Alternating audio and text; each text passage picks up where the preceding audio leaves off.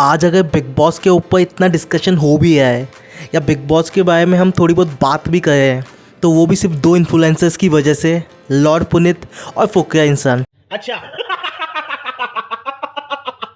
तो सबसे पहले तो बिग बॉस को इन दोनों को थैंक यू बोलना चाहिए। और बाकी के जो टीवी एक्टर्स या जो भी बिग बॉस ओटीटी में आए हुए हैं, मुझे नहीं लगता कोई उनको जानता भी है। बात तो सही है। तो चलिए शुरू करते हैं इस मज़ेदार वीडियो को। अभी मजा आएगा ना। सबसे पहले तो मैं बताना चाहूँगा ये बिग बॉस ओटीटी का सेकंड सीज़न है। जी हाँ दोस्तों, अब बिग बॉस एक साल में 2 बार आने लग गया है। क्या बोला तूने? हाँ, बिग बॉस और सलमान भाई के पास बहुत टाइम है और ओटीटी का फर्स्ट सीज़न कब आया और कब गया ये आज तक कोई नहीं जानता। जिस तरीके से आजकल बॉलीवुड की मूवीज़ आके चली जाती है, किसी को नहीं पता चलता। बात तो सही है। और सेकंड सीज़न जो थोड़ा बहुत फेमस हो भी है वो भी लॉर्ड पुनीत और फुकरा इंसान की वजह से। इस बार जब बिग बॉस स्टार्ट हुआ था तब सब कॉन्टेस्टेंट्स को जनता ने वोटिंग करके एक रैंक दी थी जिसमें लॉर्ड पुनीत सेकंड नंबर पर थे, जिसको पैनल में बैठे कुछ लोगों ने डिसाइड करके 10th नंबर पर शिफ्ट कर दिया। देखते हैं कि आपकी जनता की रैंक क्या है। बोले नंबर 2 पे हो आप। इस रैंकिंग से आपको वो नंबर दिया जाए जो टेंडुलकर के साथ जोड़ा है, तो 10 नंबर पे आपको इस जनता की आवाज में आपको रखेगी। अब पहली बात तो अगर पैनल में बैठे उन लोगों से ही रैंक डिसाइड करवानी थी तो ऑडियंस से भाई वोट क्यों लगाया, क्यों दिलवाया गया? आए जब सब कुछ स्क्रिप्टेड ही था कि किसको क्या रैंक देने वाले हो तुम लोग, तो ऑडियंस का क्यों काटा गया मुझे तो समझ नहीं आया। पैनल में बैठे कुछ लोग जो कॉन्टेस्टेंट की रैंक डिसाइड कर रहे थे, उनका एंटरटेनमेंट से कोई लेना देना है ही नहीं और उनको जनता की आवाज़ कहा जा रहा था। आइए भाई, कौन सी जनता की आवाज़? जनता ने वोटिंग करके अपनी आवाज़ पहले ही दे दी है। अब ये कौन लोग आ गए जो जनता की आवाज़ लेके जो रैंकिंग को चेंज करे हैं और यही सब बकचोदी करवानी है? तो ये सब ना बोलो कि जनता है असली बॉस, सब कुछ जनता डिसाइड करेगी। अब बात करें लॉर्ड पुनीत की एंट्री। लॉर्ड पुनीत की जिसकी एंट्री पर सलमान भाई उनसे कहते हैं कि स्टेज पर मोबाइल लाना अलाउड नहीं है। अगर ऐसा ही था तो ये बात तो कोई स्टेज मेंबर भी पुनीत को बता सकता था जब वो एंट्री करने वाला था, पर नहीं, बिग बॉस है ना, मसाला तो चाहिए। समझ रहे हो? समझ रहे हो आप? समझ रहे हो? अब घर में एंटर होते ही जो लॉर्ड पुनीत ने हंगामा मचाया, जिस कंटेंट के लिए वो जाने जाते हैं, वो सब लॉर्ड पुनीत ने बिग बॉस में किया। जैसे कोलगेट अपने चेहरे पर लगाना, फेस वॉश अपने सर पर डालना, मौत का खेल खेलना और जोर जोर से चिल्लाना। तो भैया मेरे को टूथपेस्ट लगाने की आदत है, ये देखिए दो। और जो जस्टिफाइड भी है क्योंकि पुनीत पूरे एपिसोड में इसी चीज़ पर बवाल मचाया था कि अगर ऑडियंस ने मुझे सेकंड नंबर दिया तो ये कौन होते हैं मुझे 10 नंबर पर डालने वाले। मेरे को अपनी सेकंड नंबर की रैंक चाहिए, नहीं तो आज मैं जनता को ये अपील करूंगा कि बिग बॉस ओटीटी कोई ना देखे भाई, क्योंकि अगर तुमने पुलिस सुपरस्टार से नाइंसाफी करी ना तो कोई भी तुम्हारा ओटीटी देखेगा। जो सही बात भी है। और तो बिग बॉस पुनीत को शो में क्यों लाए थे? उनके कंटेंट की वजह से। तो जब बिग बॉस को पता ही है कि पुनीत का कंटेंट, तो पुनीत को किस बात के लिए घर से निकाला गया वो बिल्कुल भी जस्टिफाइड नहीं है। और पुनीत को घर से क्यों निकाला गया? क्योंकि पुनीत ने लोगों को चिल्ला चिल्ला के परेशान कर रखा था, या कोलगेट और फेस वॉश अपने ऊपर डाल दिया था, या अपना हगा हुआ बाथरूम से साफ नहीं किया था। अरे आग लगा दे पुलिस सुपरस्टार ने, आग लगा दे। अब ऐसा तो है नहीं कि बिग बॉस दूध का धुला हुआ शो है। ऐसे न जाने कितने कॉन्टेस्टेंट बिग बॉस में आ चुके हैं जो न जाने क्या क्या कर चुके हैं। उनको तो बिग बॉस ने नहीं निकाला और पुनीत को निकालने के लिए घर के 10 कॉन्टेस्टेंट से वोटिंग करवाई गई।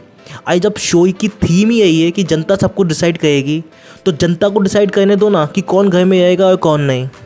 एकदम इन्होंने वक्त बदल दिया, जज्बात बदल दिए, जिंदगी बदल दी। और बताने की ज़रूरत नहीं है कि पुनीत के जाने के बाद जियो सिनेमा की क्या रेटिंग हो गई है, जिसको अंबानी ने आईपीएल टेलीकास्ट कर करके 4.2 तक पहुंचाया था। उसकी रेटिंग पुनीत के निकलने के बाद 1.1 होके रह गई है। झुक के रहना पड़ेगा मेरे आगे। और ये होना ही था। जब तुम बोले हो जनता सब कुछ डिसाइड करेगी, वह तुम जनता को ही नहीं पूछ रहे। अब अंबानी भी सोचा होगा कि साला ये रेटिंग का है कम हो रही है वह। अब अंबानी को पुनीत को कांटेक्ट करना पड़ेगा।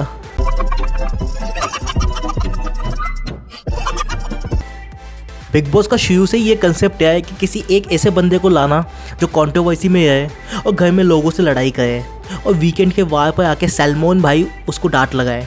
लेकिन इस बार ये कॉन्सेप्ट बिग बॉस का नहीं चला क्योंकि पुनीत अपने कैरेक्टर से बाहर ही नहीं आए और लॉर्ड पुनीत अब बताने की ज़रूरत नहीं कितने फेमस हो चुके हैं। जब पुनीत घर से बाहर निकले थे तो उनको कोई अफसोस नहीं था कि वो बिग बॉस से बाहर निकले हैं। और पुनीत ने तो साफ साफ भी कह दिया है कि वापस बिग बॉस में जाने के लिए पुनीत 50 लाख रुपए लेगा। बेटा 50 लाख रुपए का इंतजाम कर लेना पुनीत सुपरस्टार को वाइल्ड कार्ड एंट्री देने के लिए, अगर तुम्हारे में दम हो तो। लेकिन मुझे नहीं लगता पुनीत को बिग बॉस में वापस जाना चाहिए, एज वो अच्छा खासा फेमस हो चुके हैं। और अब बिग बॉस में जाने के बाद उनकी इमेज बिग बॉस पता नहीं किस तरीके से रिप्रेजेंट करे। पर फिलहाल के लिए तो पुनीत के फॉलोअर्स दिन ब दिन बढ़ रहे हैं, और जितने फॉलोअर्स पुनीत के बढ़ रहे हैं उतनी ही गालियाँ बिग बॉस के शो को मिल रही है। बिग बॉस से पुनीत सुपरस्टार आ गए, पता कैसे? पिछले 3 दिन में पुनीत सुपरस्टार ने 5 लाख फॉलोअर्स गेन किए और बिग बॉस ने 8 लाख लॉस किए।